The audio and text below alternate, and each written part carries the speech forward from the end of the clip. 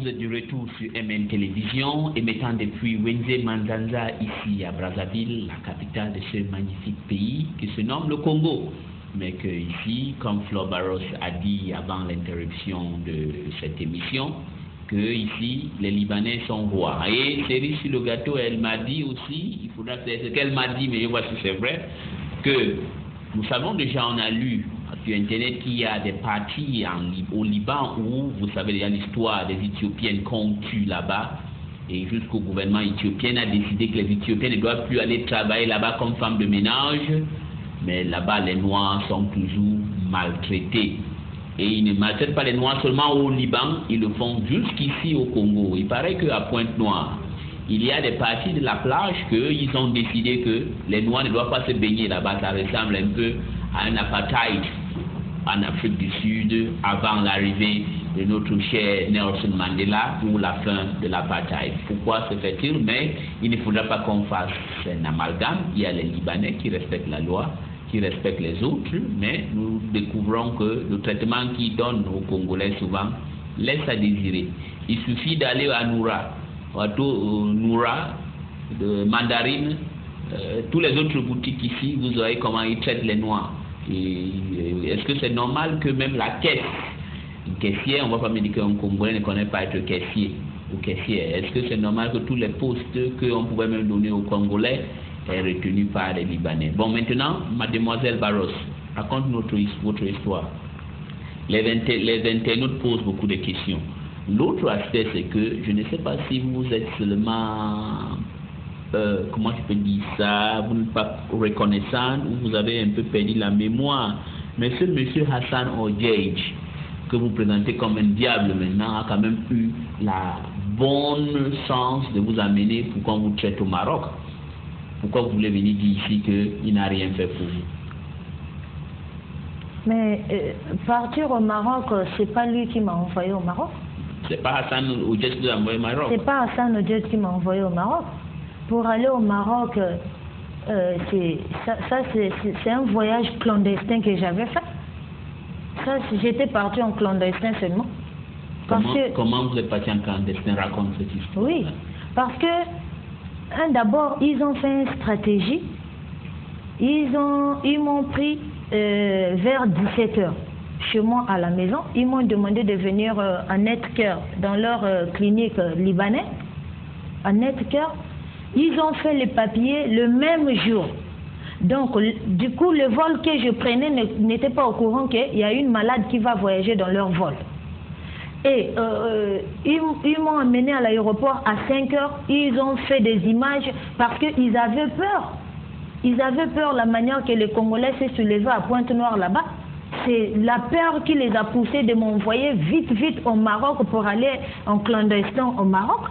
Et quand vous dites eux, ce n'est pas Hassan Odjeidj, c'est un groupe de personnes qui vous ont amené au Maroc. Mais oui. Qui sont les personnes là? Parce que c'est le chef, le président de la communauté libanaise. Et il s'appelle? C'est lui. Tu as son nom? Lui aussi, il s'appelle Mohamed. Hein. Il s'appelle Mohamed, je ne sais pas, Océan, si c'est ailleurs, Océan, là, vers l'aéroport, quelque part là-bas. Océane, si c'est Océane, là. Et c'est lui qui était là-bas avant. Là. Je pense que c'est lui qui est mort, non? Je ne sais pas si c'est... Donc c'est le président de la communauté libanaise. Le président de la communauté libanaise qui a décidé. Pour aller au Maroc. Oui. Oh bon, et j'ai fait un voyage en clandestin. En clandestin? Oui. Bon. Vous avez eu la chance de vous emmener au Maroc. Et qu'est-ce qui s'est passé au Maroc? Déjà dans l'avion, en marchant seulement ils m'ont pris dans l'ambulance, ils m'ont amené à l'aéroport de Pointe-Noire. Seulement pour marcher, pour arriver là où il y a l'avion. Je n'arrivais même pas à me tenir debout, même avec les béquilles, j'ai tremblé. Ils m'ont dit de faire semblant, c'est comme si je n'ai rien. Ça, c'est les docteurs qui me demandent de faire ça. Bon, écoute-moi, pourquoi il faut que vous faisiez semblant? Mais parce qu'eux, ils pensent que j'ai menti, on m'a mis ceci, on m'a fait cela pour avoir de l'argent. Donc, du coup, eux, ils me demandent de faire semblant. Pourquoi ils m'ont demandé même de faire semblant? Parce que le pilote, là, avait refusé de me prendre, puisque j'étais venue dans l'ambulance. Eux, ils ont dit, nous, on n'est pas au courant de l'évacuation sanitaire. Mais si vous voyez les papiers, j'ai des papiers ici, les papiers de quelqu'un qu'on dit évacuation sanitaire, c'est un papier seulement comme ça. Ah bon. Un papier comme ça. Et l'évacuation sanitaire, quelqu'un s'assoit, tu es malade, tu vas t'asseoir de la façon que tu peux être à l'aise dans le vol. Mais moi, j'étais assis en bas de la moquette de vol. Je n'arrivais même pas à plier les pieds. Donc les pieds carrément étaient tendus, c'était droit, calé, dur. Et je n'arrivais même pas à plier les pieds. Donc du coup, on m'a fait rentrer en bas de siège et j'étais assis sur la moquette. Pour me lever même, pour aller me soulager, j'étais partie avec une petite soeur. Ils ont pris ma petite soeur. Moi, on est allé me mettre, je ne sais pas, première classe, ici c'est première classe. Et ils se disaient que va te distraire au Maroc pour que tu reviens, les pieds vont s'arranger. Ils m'ont mis dans la première classe, on a pris la petite soeur, ils ont parti déposer la petite soeur à la quai d'avion. Maintenant, pour m'aider d'aller me soulager dans l'avion, je n'arrivais pas à me lever. J'appelle la petite soeur, je fais signe aux autres là. Dès qu'ils partent, ils sont partis appeler la petite soeur pour qu'elle vienne m'aider. Le temps qu'on est en train de m'aider là, j'ai déjà pissé. Les urines sont sorties. Je suis arrivée au Maroc à 14 h. Là-bas aussi, il n'y avait personne pour me recevoir. Donc, personne qui était au courant que j'arrivais ces jours-là. J'arrive à l'aéroport à 14 h. L'aéroport du Maroc. J'arrive à 14 h. On vient me prendre à 18 h 40. Une personne qui est malade. L'évacuation sanitaire. Ça, c'est voyage en clandestin. D'accord. Et quand vous arrivez au Maroc, est-ce qu'on vous a quand même traité? On m'a traité où? Qu'est-ce qui s'est passé alors? Ils ne m'ont même pas touché là-bas. Ce qui est vrai, il y a un certain monsieur Lalaki. Un Marocain. Un Marocain. Et c'est lui qui fait des kinés. Parce que quand je suis arrivée, ils m'ont pris, ils ont parti me laisser à l'hôtel Diwan à Casablanca. J'ai dit, ah mais papa, j'ai mal, tu peux pas m'emmener à l'hôtel comme ça pour venir me déposer à l'hôtel, j'ai mal. Il dit non, ce sont les instructions qu'on m'a données. Et c'est l'ambulance qui est venue me prendre. L'ambulance qui est venue me prendre, il n'est même pas médecin, c'est lui qu'on appelle, il est même jusqu'en France, je sais pas, il s'appelle, excusez-moi, voilà ses papiers, c'est mûr. Ah, là, ça mûr à Paris, hein, c'est mûr de... Et c'est cette sémure-là qui m'a frappé au Maroc. Je ne peux pas oublier ça. Ils t'ont frappé encore? Il m'a tapé au Maroc, les sémures-là, le propriétaire des ambulances-là. Il m'a tapé. Il m'a tapé au Maroc, je ne peux pas oublier ça. Il n'y avait pas la police, il n'y avait... La police va venir où? Et au Maroc, il n'y avait pas, vous n'avez personne pour contacter l'ambassade du Congo? L'ambassade du Congo. L'ambassade du Congo, s'il était au courant, moi je ne sais pas s'il était au courant. Je suis arrivée jusqu'à l'ambassade du Congo, je déclare, je dois rentrer chez moi.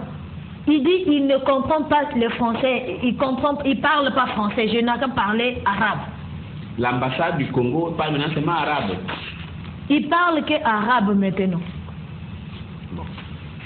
Ok. Mais bon, l'autre question que je vais vous poser, c'est quand vous êtes revenu du Maroc, vous êtes arrivé ici à Brazzaville, il y a quand même eu un procès, parce que la photo que la régie nous montre là, il y a eu un procès.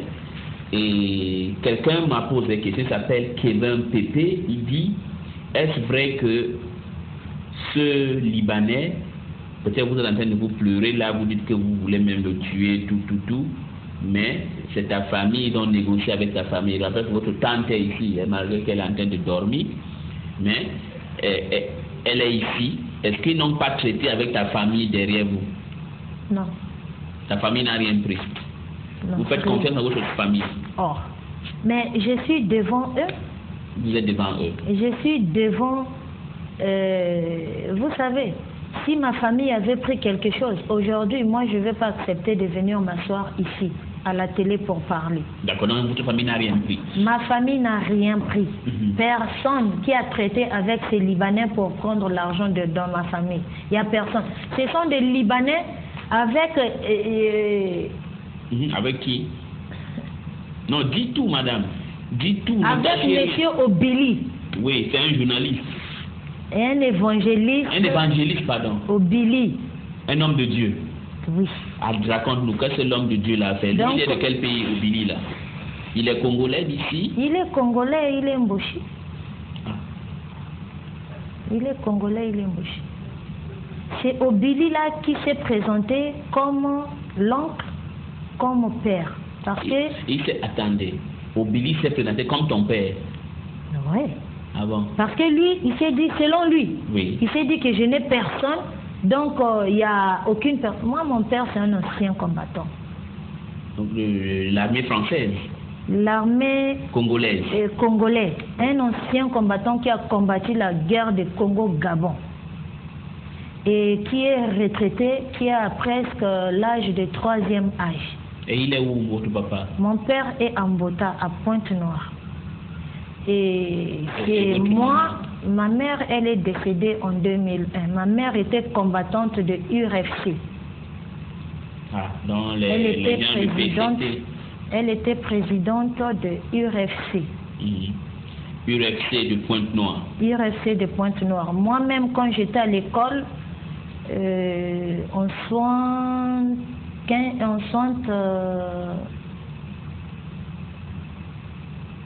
76 ou 70, non 76, 77, 78. En 78, j'étais vraiment petite. Moi-même aussi, j'étais dans les choses de l'URFC. Parce qu'on était des enfants de l'URFC. Et quand le président venait, ça fait à 3 reprises que je l'ai attaché le foulard rouge. Quel président? Le président Denis Sassou Nguesso. Ah, donc vous étiez un pionnier. J'étais une pionnière de l'école. J'ai attaché le président à 3 reprises. Et les pionniers ne mentent 3 pas. fois. Je ne mens pas. Vous n'êtes pas en train de mentir? Non. C'est ce que vous dites, c'est vrai. C'est la vérité. Et si vous voyez M. Hassan, que je lui demande de venir maintenant vous voir, qu'est-ce que vous allez lui dire? Qui? Hassan Odjei. Lui-même, s'il me voit ici, il ne peut pas arriver ici. Parce qu'il sait que s'il sort ici, c'est moi, je le tue. Vous êtes chrétienne, madame? Je suis chrétien. Hein? Oui. Jésus avait renversé le temple parce qu'il était fâché. Moi, si je tue M. Hassan Odjei, même les anges du ciel, ils vont chanter louange pour Flore Barros. Il y aura une petite partie dans la Bible, là où on va chercher où est-ce qu'on peut mettre le nom de la fille, là. Donc vous le haïssez beaucoup? Je le haïs. Il y a lui et son avocat et les autorités même. L'avocat là s'appelle qui? Vous n'avez pas son nom? Le nom de l'avocat? J'ai son nom, c'est Pénal Pitra. Pénal Pitra. Oui, lui qui a dit que moi, c'est la polio qui m'a fait comme ça. Ce sont mes premiers ennemis. C'est-à-dire... L'avocat de Hassan Odjei a dit que l'avocat Hassan Odjei a dit que moi, c'est la polio qui m'avait fait comme ça. Il était parti à l'hôpital à Cissé, il a demandé, il a vu mon nom dans les gens de la polio. Il est fou ou bien il est malade? Bon, maintenant, vous êtes aussi fâché contre les autorités? Je suis fâché. Pourquoi? Parce que moi, j'ai voulu... Les Libanais venaient chez moi avec M. Obili dans la maison. M. Obili a emmené au moins 7 ou 6 Libanais dans ma maison, chez moi à la maison, pour venir négocier. Et moi, j'ai voulu montrer aux Libanais que non, il y a un mot qu'il avait dit, il a critiqué la justice de mon pays. Moi, j'ai voulu montrer à ces Libanais-là que non, moi, je ne fais pas la négociation. Il y a la justice au Congo, on doit passer à la justice. Et Obili qui me dit même que non, prends les 30 millions, va à l'Afrique du Sud, ne reviens plus. Attends, il y a quelqu'un qui vous connaît, apparemment il s'appelle James Kita, il dit, pourquoi vous avez eu des brouilles avec Bienvenu Obili alors que ce Bienvenu Obili était en train d'aider que vous ayez réparation? C'est la même Obili qu'on parle là? Bienvenu Obili là, c'est la même? C'est la même Bienvenu Obili, oui. Il était pasteur et journaliste? Il est pasteur. Moi je ne connais pas s'il est pasteur. Ah d'accord. Bon, il y a un certain Michael Koumou Ngate qui dit où en sommes-nous avec cette fameuse affaire? est-ce que le Libanais qui a commis cet acte infâme est toujours ici au Congo? Est-ce que Hassan Odjedj est encore ici au Congo? Il est là au Congo, il fait les affaires à Pointe-Noire. J'ai failli écraser encore par lui-même Hassan Odjedj qui a failli m'écraser. Quand? Je ne sais pas, excusez-moi, je vais lire le... Oui, il faut aussi, vous avez des documents, parce que pour que les gens ne racontent pas qu'on invente, il faut aussi avoir les preuves de ce que vous dites. Oui, parce que ici, il faut faire des choses avec des preuves. Voilà. Donc, c'était la date là où je suis partie faire rentrer le dossier chez monsieur, comment on l'appelle, monsieur le maire, chez Viodo. Oui. Et c'était le 20 mars 2013. Donc 2013, Hassan Odjedj voulait donc finir avec vous. Je sortais de la mairie, je traversais, les voitures sont arrêtées, on me fait passer, je passais avec les béquilles, lui il dévie avec un 4x4. Il dévie avec un 4x4, il voulait foncer. Dès qu'il voulait foncer, il a fait ça. Quand il a fait ça seulement, je me suis jetée de l'autre côté, c'est mieux qu'il piétine les pieds.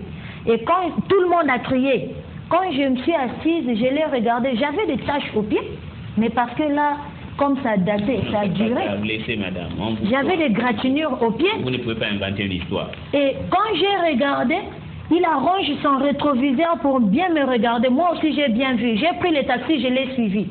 Quand je l'ai suivi, il est allé jusqu'à vers le village de Voilé. Il est rentré dedans, là où, à côté, là où il y a le village de Voilé, juste à l'angle là. Il y a un restaurant, j'ai oublié le nom, on a cassé ça. À côté, on vend des voitures. Et le garage de voitures là, c'est lui qui est le propriétaire du garage de voitures. Ils vendent les voitures là-bas. Il fait rentrer